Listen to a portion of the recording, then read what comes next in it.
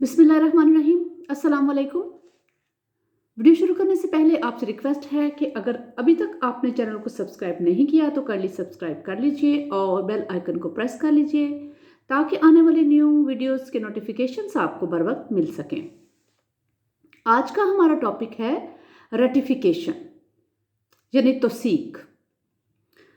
तौसीक अंग्रेजी ज़बान में रेटिफाई से है, तस्दीक करना, तौसीक करना, मंजूर करना, जायज़ करार देना या नाफिजुल अमल मान लेना। कानूनी इस्तिलाह में रेटिफिकेशन का लफ्ज़ उस मंजूरी के लिए इस्तेमाल होता है जो एक शख्स किसी दूसरे शख्स के फ़ेल की निस्बत करे जिसने उसके लिए वो फ़ेल अंजाम दिया हो। कॉन्ट्रैक्ट एक्ट के तहत रेटिफिकेशन एक ऐसा फ़ेल तस्वर किया गया है जिसके ज़रिए से वो काम जो दूसरे ने अंजाम दिया हो मंजूर करने वाले पर काबिल पाबंदी हो जाता है। रेटिफिकेशन की शराइत क्या है? सबसे पहली बात कि जिस फ़ेल की रेटिफिकेशन यानी तौसीक की जा रही हो वो कल अदम ना हो।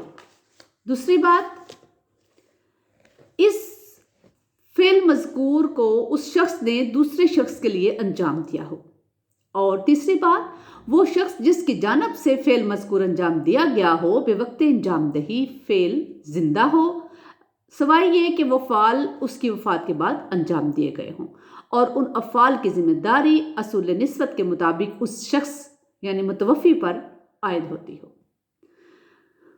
इसकी चौथी शर्त है कि जो शख्स इन अफ़ाल की मंजूरी दे रहा हो उसको इस फ़ेल के मुतल्लिक तमाम अहम मालूमात की वाकफ़ियत हो, या अगर वाकफ़ियत ना हो तो मुआवजा या ज़िम्मेदारी लेने की नीयत जो है वो साफ रखता हो।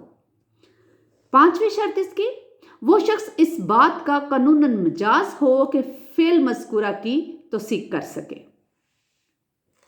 छठी शर्त इसकी यह है कि अगर रेटिफिकेशन यानी तौसीक के सिलसिले में किसी खास तरीके पर अमल दरामद ज़रूरी हो तो उसकी पैरवी की गई हो। अब देखते हैं कि रेटिफिकेशन की कानूनी हैसियत क्या है। कॉन्ट्रैक्ट एक्ट 1872 की दफात 196 से लेकर 200 में तौसीक से मुतल्लिका मुख्तलिफ पहलुओं की वजाहत की गई है, जैसे कि उस शख्स का हक जिसके लिए कोई इक़दाम बगैर इख्तियार सर अंजाम दिया गया हो उस पर रेटिफिकेशन का क्या इफेक्ट है। सेक्शन 196 के मुताबिक जब एक शख्स ने दूसरे शख्स की जगह उसके इल्म या इजाज़त या इल्म के बगैर कोई अमल सर अंजाम दिया हो तो दूसरा शख्स इख्तियार रखता है कि उस अमल की तौसीक कर दे या नामंजूर कर दे। अगर तौसीक कर दे तो इस अमल के नताइज वही होंगे जैसा कि उसकी इजाज़त से सर अंजाम पाया गया हो। तौसीक रजामंदी या इजाज़त से मुख्तलिफ है। इजाज़त या रजामंदी जो है वो मानवी है या सरीही होती है और ये किसी फ़ेल के सर अंजाम देने से पहले दी जाती है, जबकि तौसीक किसी अमल की सर अंजाम दिए जाने के बाद की जाती है। इसकी इंटरप्रिटेशन मौजूद है AIR 1927 नागपुर 180। तौसीक के लिए ज़रूरी है कि किसी शख्स ने मालिक के लिए कोई फ़ेल सर अंजाम दिया हो। 1973 SCM सफ़ा नंबर 484। जब फ़ेल सर अंजाम दिया गया हो उस वक्त उस मालिक का वजूद होना ज़रूरी है जिसके लिए काम सर अंजाम दिया गया। ऐसा फ़ेल जिससे असल मालिक ने मना किया हो या वो फ़ेल कानूनन ममनून हो उसकी तौसीक नहीं हो सकती। इसकी इंटरप्रिटेशन मौजूद है 1983 CLC 2127। तौसीक उस फ़ेल की हो सकती है जिसका वजूद उसके लिए किसी बातिल मामला की तौसीक हिस्से की तौसीक नहीं कर सकता, या जो ऐसे है कि किसी बातिल मामला की तौसीक नहीं हो सकती।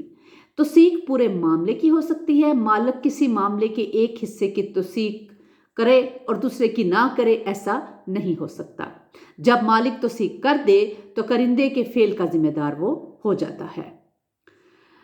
तौसीक जो है वो सरीही या मानवी हो सकती है।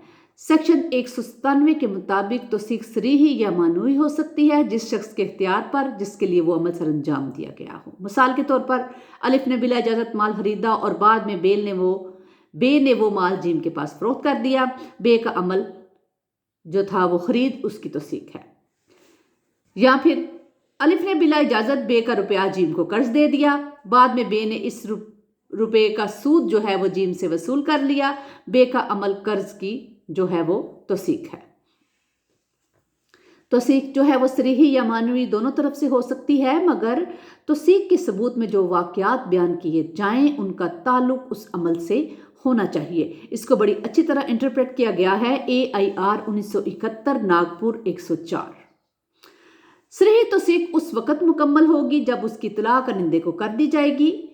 اطلاع سے قبل توثیق واپس لی جا سکتی ہے۔ معنوی توثیق کا اندازہ جو ہے وہ مالک کے رویے سے لگایا جا سکتا ہے۔ اگر مالک نے کافی عرصے تک ایسے کرندے کے غیر تفویض کردہ فعل سے کسی قسم کی لاتعلقی کا اظہار نہ کیا ہو تو سمجھا جائے گا کہ اس نے اس کی توثیق کر دی ہے۔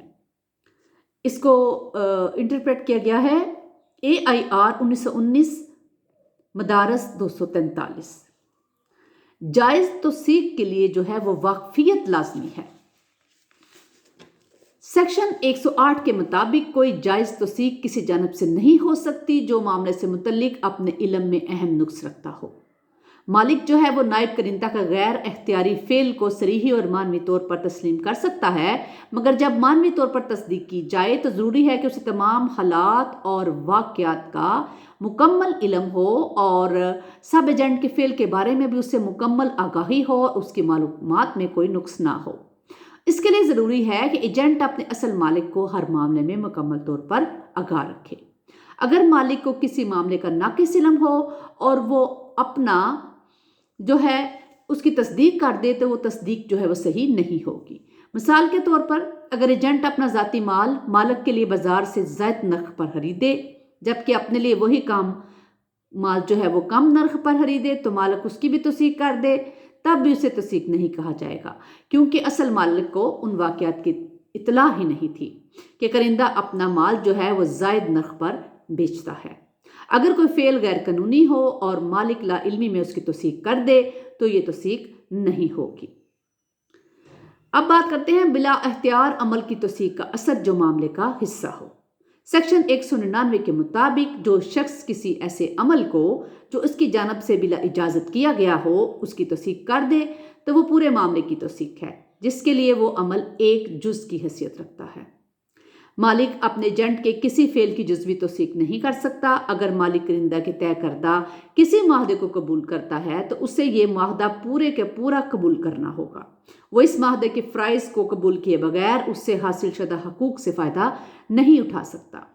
اسے یا تو پورا معاہدہ قبول کرنا ہوگا یا اس سے منحرف ہونا ہوگا۔ تاہم مالک باطل معاہدہ کی توثیق نہیں کر سکتا۔ اس کو بہت اچھی طرح سے انٹرپریٹ کیا گیا ہے AIR 1963 مدارس 140۔ بلا اجازت عمل کی توثیق شخص ثالث کو نقصان نہیں پہنچائے گی۔ سیکشن 200 کے مطابق جو عمل ایک شخص بلا اجازت دوسرے کی جانب سے سر انجام دے وہ ایسا ہے کہ اگر یہ اجازت سے سر انجام دیا جاتا تو شخص ثالثے پر جرمانہ عائد کرنے یا اس کے حق یا منافع کے ختم کرنے کا سبب ہوتا تو وہ عمل توثیق کے باعث جو ہے وہ اثر ایسا نہیں رکھتا۔ مثال کے طور پر الف جسے بے نے اجازت نہیں دی کہ بے کی جانب سے بے کا مال جو جیم کے قبضے میں تھا طلب کیا، اس طلب کی توثیق بے کی جانب سے ایسی نہیں کہ اس کے باعث جیم ہر جانہ انکار حوالگی کی وجہ سے ذمہ دار ہو۔ الف کے پاس بے کی جانب سے ایک پٹا ہے جو 3 ماہ کی اطلاع پر ختم ہوگا۔ جیم جو بے کی جانب سے کوئی اختیار نہیں رکھتا تھا الف کو پٹا کے ختم ہونے کی اطلاع دی۔ بے کی جانب سے اس اطلاع کی توثیق الف کو پابند کرنے کی غرض سے نہیں دی جا سکتی تھی۔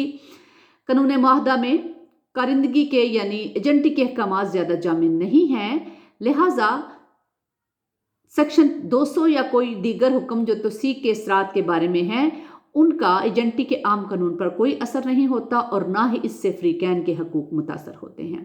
اس کو انٹرپریٹ کیا گیا ہے PLD 1987 لاہور صفحہ نمبر 392۔ یہ دفعہ ان عام اصولوں کی استثناء ہے جن اصولوں کا ذکر دفعہ 196 کے تحت کیا گیا ہے۔ وہ اصول یہ ہے کہ کرندہ کی ہر اس بلا اجازت فعل کی توثیق سابقہ اجازت کی دلالت کرتی ہے۔